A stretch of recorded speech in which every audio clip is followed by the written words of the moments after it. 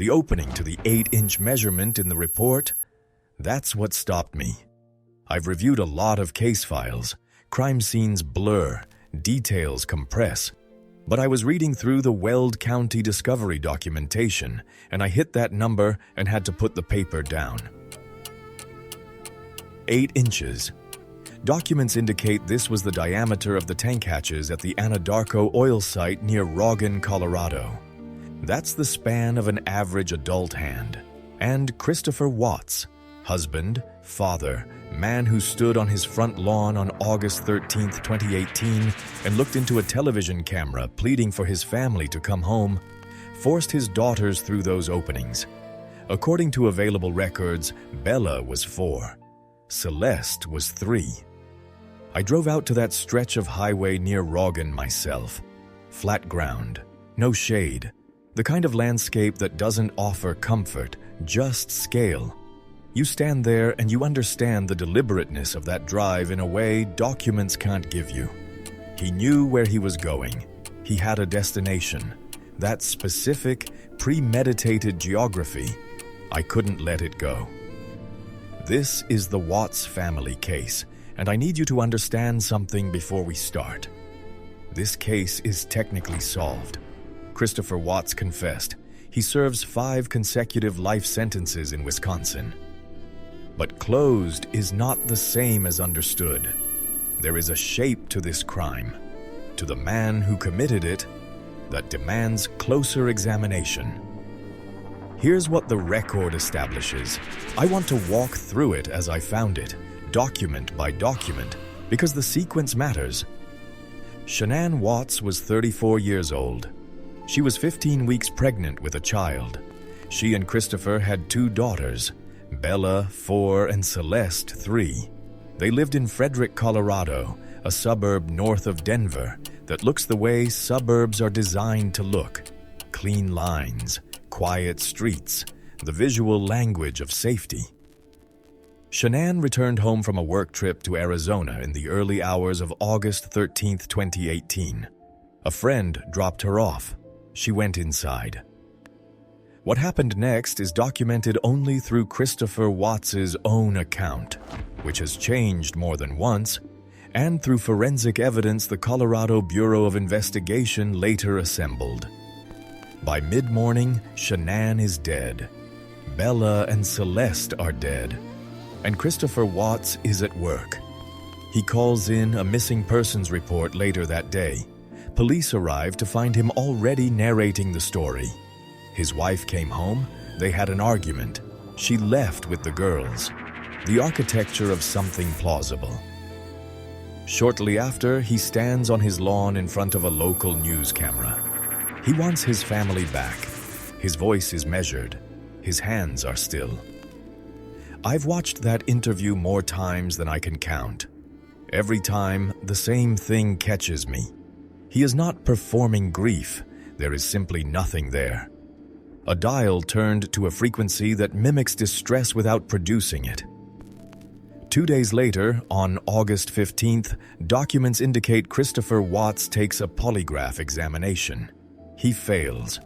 Confronted with the results, he begins to talk. He leads investigators to the oil field near Roggen, where he worked for Anadarko Petroleum. Shanann lies buried in a shallow grave nearby. Bella and Celeste were recovered from inside the crude oil storage tanks.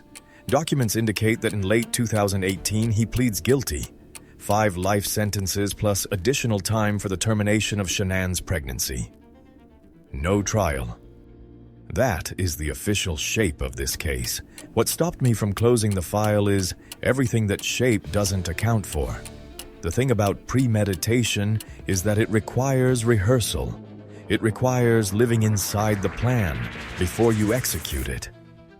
According to available records, in a post-conviction interview, Watts stated that the murders were premeditated, not an explosion of violence, not a moment that went wrong, a decision he had been carrying for weeks. Weeks. Which means he sat across from Shanann at dinner, read bedtime stories to Bella and Celeste, posted family photos online, and the whole time he had already decided. I keep coming back to the timeline of his affair. He had been involved with a co-worker for roughly 6 weeks before the murders. She later cooperated fully with investigators and was not charged. The records show that their relationship escalated quickly, and that Watts, around this same window, began discussing with her the idea of a future together. A clean future. Here is the question that the documents can point toward, but not fully answer. At what point did the idea of a clean future become a plan of action? That gap between "I want a different life" and "I will end theirs" is where the psychology lives, and it's where the record goes silent.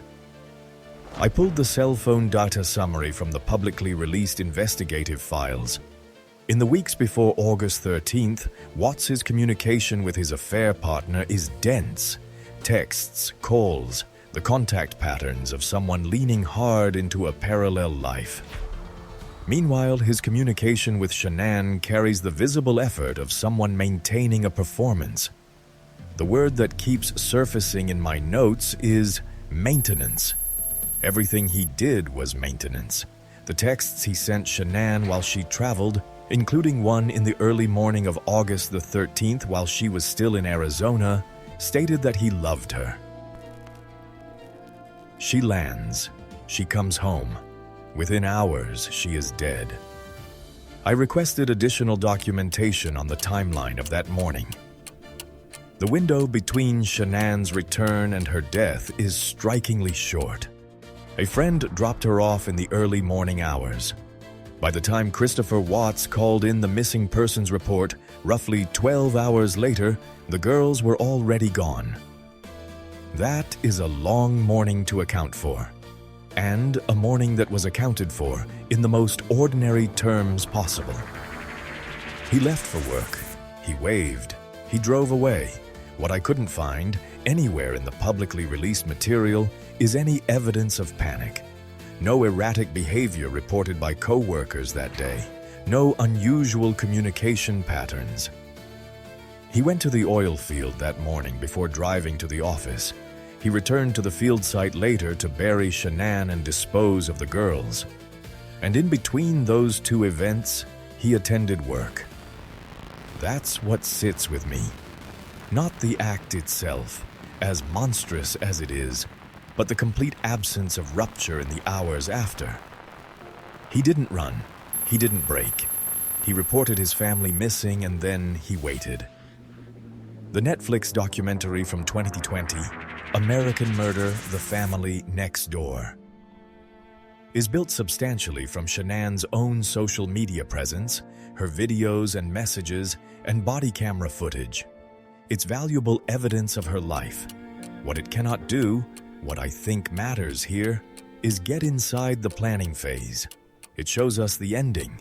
It doesn't show us the architecture. What built this? I've gone back and forth on whether the affair was a cause or a catalyst, whether Christopher Watts was a man who discovered he wanted a different life and decided to take a catastrophic shortcut, or whether something darker was already structurally present and the affair simply gave it direction. The available record suggests premeditation, but the exact timeline of when the plan solidified is something I cannot establish with certainty. What I can say is this: the evidence points to a man who was not reacting. He was executing. The oil tanks. I want to return to those because I think the public record hasn't sat with them long enough. Documents indicate the openings are 8 inches in diameter. Watts worked at that site. He knew those tanks. The choice of that location was not improvisation. He had been at that oil field, at that job, for years. He knew every square foot of it, which means at some point, during those weeks of premeditation he later described, he looked at that landscape and made a calculation. That calculation is the coldest thing in this entire case. Colder than the act, because it required him to think past the act, to disposal, to concealment, to what comes after. He was planning to survive this. I had constructed a framework in my mind, the affair as motive, the premeditation as method, the confession as the end of the line. A portrait of a man who destroyed everything to escape everything. And then I sat with something I had glossed over in the initial documents. The girls. Not the fact of their deaths. I had not glossed over that. But the sequence. According to statements attributed to Watts, Shanann was killed first, then Bella, then Celeste. The accounts of what happened with the girls, what they witnessed, what they may have understood, shifted in his various tellings, the way details shift when a person is still constructing the story around themselves.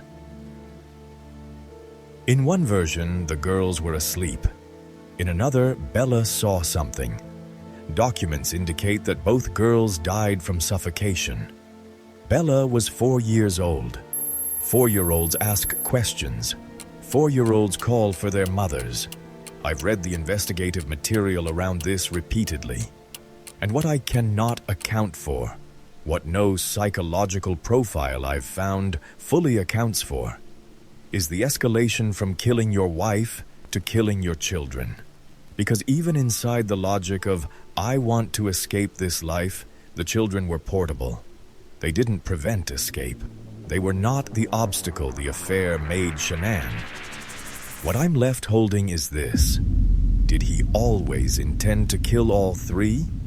Or did the presence of the girls as witnesses, or as something he couldn't manage, push the plan into a shape he had not fully pre-drawn?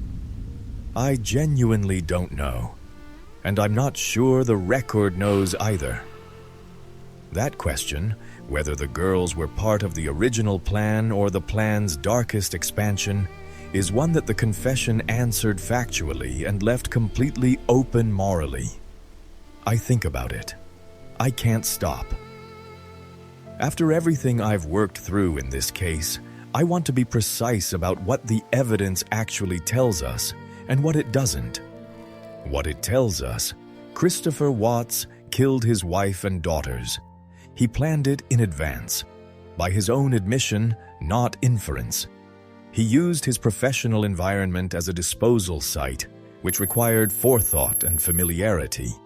He then performed, in public and on camera, a version of grief that the available footage shows us was indistinguishable, to casual observers, from the real thing.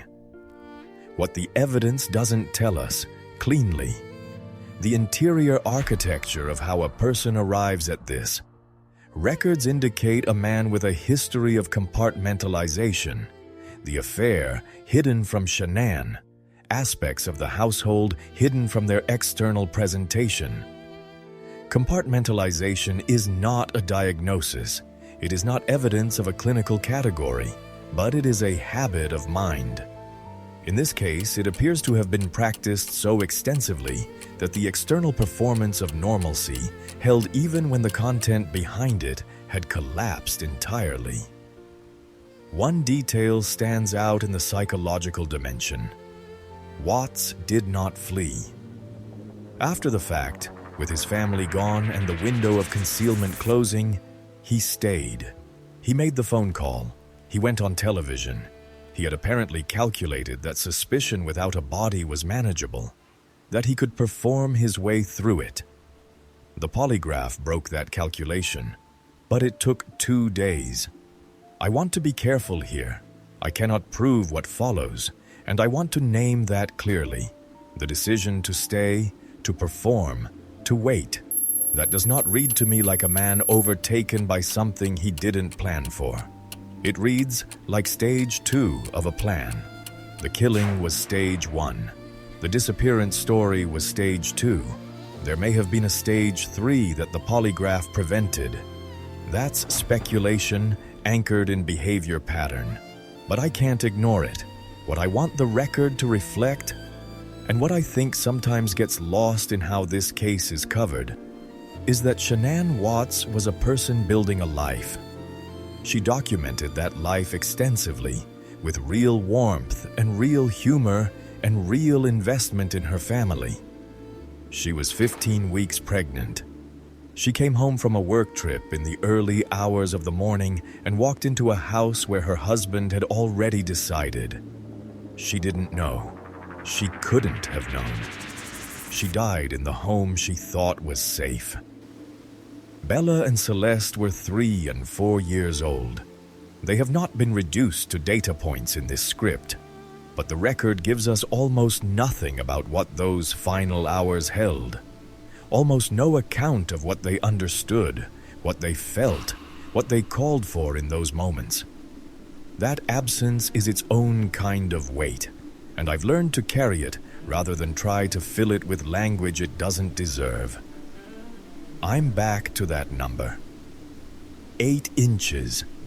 I've carried it out of the Weld County documents and into every other room this case has occupied in my head. It is the most specific and most unbearable detail in the file, and I keep returning to it because it contains, compressed inside it, the full distance between what Christopher Watts presented to the world and what he was capable of. A man who posts family photos. A man who goes to work. A man who interacts with his neighbors on the morning his children are already gone. And then a man who knew, because he had measured the possibility, that those tanks could hold what he needed them to hold. He is in a Wisconsin prison right now. He will die under 5 consecutive life sentences. The law is finished with Christopher Watts. I'm not sure I am, because there is a version of this story where we file it under solved and move on, and I understand that impulse. I've felt it. But the solving didn't answer the question that matters most to me. Not who, not how, not even when. The question I keep carrying is, how long was the house already hollow before anyone on the outside could see it? Shanann walked into that house in the early hours of the morning. She had been away for work. She was coming home. What I can't account for, and what I'm not sure anyone can, is what she found in his face in those final moments. Whether she saw it, whether she understood it, whether there was any window of recognition before the window closed. That's the question that belongs to her. It was never Christopher Watts's to answer. I'm not sure I'll ever stop asking it anyway.